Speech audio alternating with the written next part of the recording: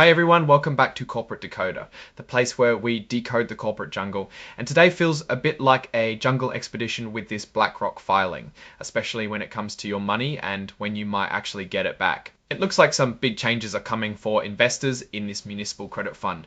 So what we're looking at here is a supplemental filing, basically an update to the main prospectus from way back in March with another little tweak in June. Think of it as a company bulletin saying, hey, plans have changed, pay attention. The big headline news is about a tender offer. Now, a tender offer might sound fancy, but it's essentially the company saying, we're willing to buy back some of your shares. In this case, Blackrock Municipal Credit Alpha Portfolio Inc. is planning to buy back a whopping 50% of its outstanding shares. That's a pretty massive chunk. This offer is said to happen on August 20th, and the price you'll get for your shares will be based on the fund's net asset value, or NAV, as of September 19th. So the value of your shares on that day will determine what you get paid. The offer is open until September 19th unless they decide to extend it. Now here's a crucial bit for investors. If there are more people who want to sell their shares back to the company than the company is willing to buy, they'll handle it on a pro rata basis. What does that mean for you? It means you might not be able to sell all your shares. Even if you tender, you might only get a portion of your investment back. So there's absolutely no guarantee that if you want to sell, they'll buy all of your shares.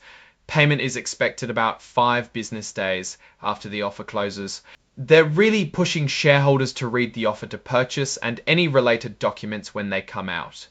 These materials will lay out all the specific terms and conditions. They're saying these documents will have important information you need to consider before deciding to sell your shares. You can find these on the SEC's website, which is always a good place to go for the official word. Shifting gears a bit, there's also a change in how often and how much the fund will be repurchasing shares outside of this big tender offer. The company's board has now approved a quarterly repurchase offer of 7.5% of the outstanding shares. This is going to be in effect for their regular quarterly repurchase offer of 7.5% of ETJAS, which is a pretty significant commitment to offering investors a way to exit their position regularly, at least within these limits. Now let's talk about the actual investments. Normally this fund invests most of its money in municipal bonds. However, they've added a little flexibility. They can now invest less than 75% of their assets in these bonds for temporary periods. Why would they do this? Well, they cite market conditions or to make sure they have enough cash readily available to handle these repurchase or tender offers we just talked about.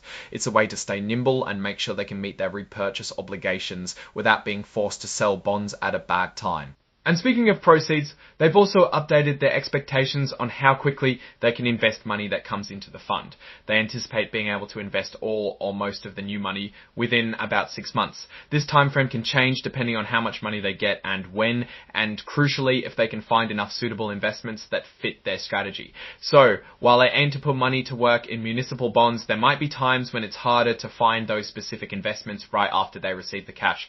So what's the big takeaway from all this? Blackrock is making a pretty significant move to offer liquidity to its shareholders, with a large tender offer and a commitment to regular quarterly repurchases. This suggests they might be anticipating investor demand to sell or perhaps restructuring the fund in some way. The flexibility to hold less in municipal bonds temporarily also points to a focus on managing cash for these buyback programs. For investors, it's a mixed bag. On one hand, you have more options to get your money out, but on the other, if the tender offer is oversubscribed, you might not be able to sell as much as you'd like. This filing really highlights the dynamic nature of investment funds and how they adapt to market conditions and investor needs. The 7.5% quarterly repurchase offer is a clear signal of their commitment to shareholder liquidity, but the 50% tender offer is the real eye-catcher, and it'll be interesting to see how many investors take advantage of that. It's always crucial to read those offer documents carefully, especially when there's a chance you might not be able to sell all your shares. Alright, that's our breakdown of this Blackrock filing. What's your take on these changes and what they signal for the fund's future? Let us know in the comments below. If you found this decode valuable, please hit that like button and subscribe for more straight up financial insights. And don't forget to join our Discord community, linked in the description for more discussions. Thanks for watching, and we'll see you in the next decode.